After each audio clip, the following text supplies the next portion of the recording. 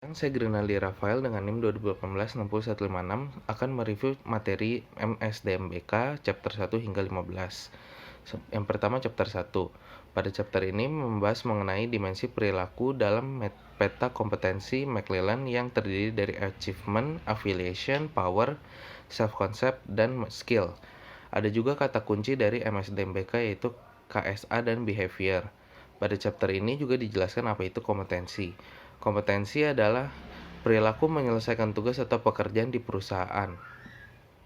Selanjutnya chapter 2. Pada chapter ini dikemukakan tahap-tahap pengembangan kompetensi yang terdiri dari 3 tahapan, yaitu mempersiapkan, menganalisa, dan memvalidasi.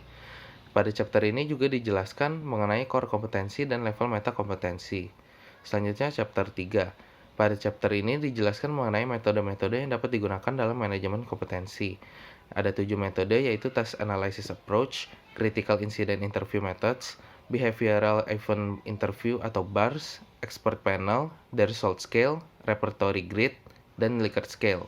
Selanjutnya chapter 4. Pada chapter ini dijelaskan mengenai tantangan-tantangan yang dihadapi ketika sebuah perusahaan hendak melakukan perubahan transformasional berbasis kompetensi, yaitu Managing Talent, Managing Performance, Managing Change, dan Managing Knowledge.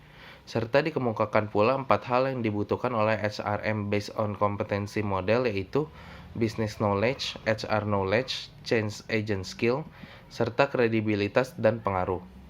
Selanjutnya chapter 5. Pada chapter ini membahas mengenai hubungan kompetensi perusahaan dengan kompetensi individu. Juga dijelaskan hal-hal apa saja yang harus dilakukan, resiko jika tidak dilakukan, dan tantangan-tantangan perusahaan jika ingin menerapkan core kompetensi pada suatu perusahaan. Lalu dijelaskan juga kaitan antara core kompetensi dan juga KSAO. Selanjutnya chapter 6.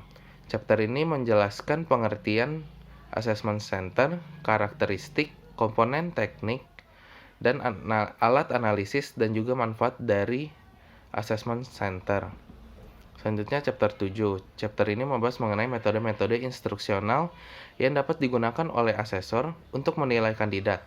Metode yang dapat digunakan yaitu presentasi, debat atau diskusi, role play, demonstrasi, case study, critical and in-basket incident process, skit, dan reading.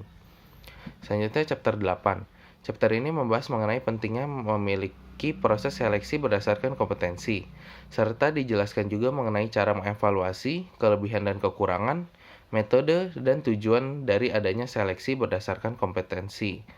Selanjutnya chapter 9. Chapter ini membahas mengenai interview, tipe-tipe interview, hal-hal yang harus dipersiapkan dalam melakukan interview, dan pertanyaan-pertanyaan yang biasa ditanyakan. Selanjutnya chapter 11. Pada chapter ini membahas mengenai proses manajemen kompetensi. Lalu dijelaskan juga tipe strategi perusahaan dalam memanage proses kompetensi, yaitu vertical integration, functional integration, HR integration, dan individual needs integration. Selanjutnya chapter 12. Pada chapter ini dijelaskan mengenai CBPMS atau Competency Based Performance Management System, yaitu menilai kinerja individu berdasarkan kompetensi yang dimiliki, dan juga membahas mengenai CBO atau kompetensi by objective, yaitu strategi, rencana, dan keputusan, tindakan yang harus diambil dalam untuk meningkatkan individu karyawan berdasarkan strategi dan tujuan perusahaan. CBO ini bertujuan untuk meningkatkan penjualan, penurunan turnover, dan pengurangan biaya. Selanjutnya chapter 13. Chapter ini mengemukakan mengenai karir. Lalu, dalam mengelola karir seseorang, diperlukan penilaian kinerja saat interview. Dan untuk mengembangkan karir karyawan harus melakukan konseling dan coaching. Selanjutnya, chapter 14. Chapter ini menjelaskan mengenai kompensasi. Kompensasi sangat penting dilakukan untuk memotivasi karyawan. Lalu dibahas juga mengenai total reward. Dan dalam menentukan total reward ini ada 2 faktor, yaitu faktor internal dan faktor eksternal.